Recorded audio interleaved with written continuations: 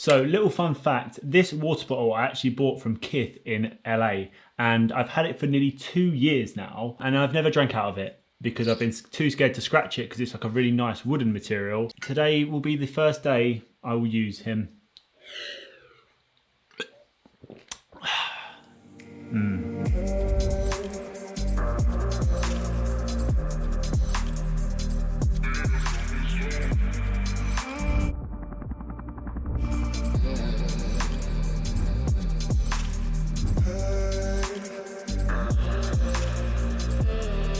Okay, so a few weeks back, I made a video teaching you guys a few tips on how to improve your photography if you are a beginner filmmaker or photographer. Hopefully those tips did come in handy. If you haven't seen that video, just click up here and you can go to that. But today I do get a lot of questions, and one thing that I need to address because of that video is I've had a lot of people ask me, what camera should I buy as a beginner? What gear should I get if I'm just starting out and I'm a photographer, I'm a filmmaker? I'm not really sure what gear to get. I've been using this camera for a few days now while in self-isolation. I think it is amazing, a fantastic, fantastic camera, and I would really, really recommend anyone who is just starting up to get this, and that is the Sony a6400.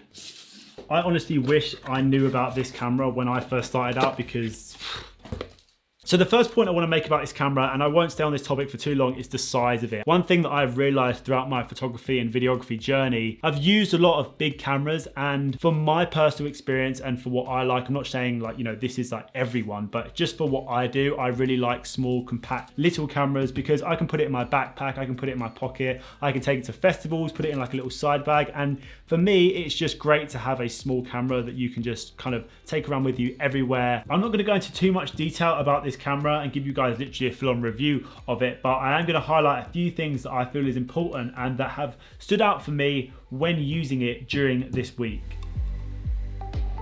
So first of all, I'm just going to quickly discuss the features of this camera. So this has off to the left a micro USB for on-the-go charging. This also has a micro HDMI and a mic jack. If you want to hook up a monitor to this, you can. And if you have a microphone like a Rode Video Mic Pro or any microphone, you can hook it up to this, no problem. One of the major headlining features of this camera is that it has a flip-up screen, which I think a lot of people really look for if they're doing vlogging abroad or if they're just wanting to vlog in general. I actually don't have it with my Sony a7 III, and I kind of wish that I did, just to kind of check that I'm in focus a few times. But yeah, the major headlining thing about this camera is the flip up screen. I just love this sound. Look, listen. Such a nice, satisfying... For any of the photographers out there, this part is going to be quite important, and I'm going to be talking now about the image quality in this camera. This has a 24 megapixel image sensor. I went down to the park the other day and took a GoPro with me to just try and get some standard like product shots, and it actually performed really well. I think I used the Sigma 30mm 1.4 crop censored lens for these photos, and they came out really nice and crisp, and I was really impressed by the quality of the image that this produced. So for all you filmmakers out there, this camera shoots in 4K 24 frames per second. It also shoots in 1080 60 and it shoots in 1080 120. So all in all, I think the video quality that this brought out when I was actually down at the park testing it out looked amazingly, especially as well that it does shoot in S-Log. So when I put a really nice grade over it, it looked incredible, and I was so surprised actually how the image quality of this small camera looked. Of course, with the slow-mo footage in 1080p, you're not going to get as good as the a7 III and the full frame Sonys, but this again still does a very good job of picking up that detail in the video, and I think it is great. If you want to shoot any slow motion stuff, it does pick it up very well.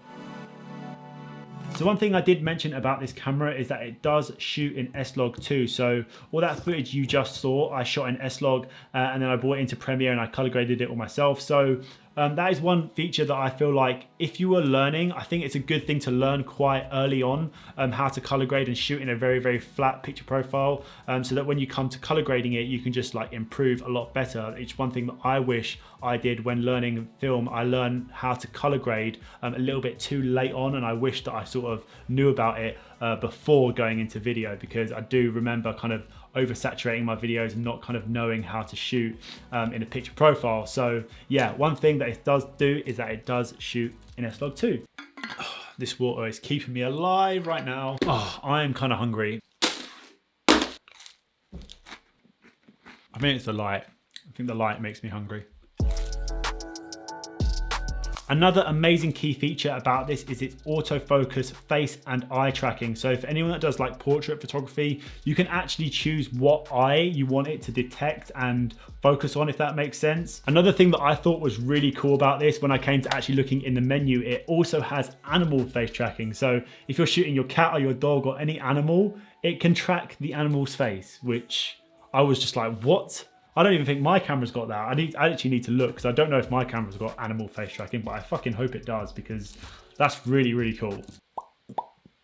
So the real-time autofocus on this camera applies to video and photo as well. So whether you want to track someone's face or their, that picks up their eye, or you're just focusing on a subject, someone running or whatever, if you're doing any sports commercials, this does a very, very good job in keeping that subject in focus, whether you're moving it on a gimbal or just doing handheld stuff. It does an amazing, amazing job keeping that subject in focus all the time. So one little drawback that I did notice about this camera is that it doesn't have inbuilt body stabilization. So for all you videographers and filmmakers out there, I'd probably recommend getting like a stabilized lens if you were to buy this camera, or even like a little handheld gimbal. I presume you could probably pick one up for like £100 on eBay or something, just to ensure you get those nice smooth shots. So the Sony a6400 exceeded a lot of my expectations when using this. From the small form factor to the flip up screen, the AI face and eye tracking, I think it's great, and it's a really, really good startup piece of equipment to have if you want to excel in your photography and videography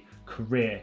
So I hope this video helps. I'll go into more detail about the lenses and things probably in another video because that's a whole different subject and I'm going to be here for hours if I go on about lenses. Yeah, that is pretty much the end of the video. I hope you did enjoy it, and for anyone out there who was stuck or a bit confused about what camera to buy, I hope this video helped. So let me know down below what you thought, or if you have this. I'd love to know. Hope you did enjoy the video, and I'll see you guys very, very soon in a few days. Take care. Peace.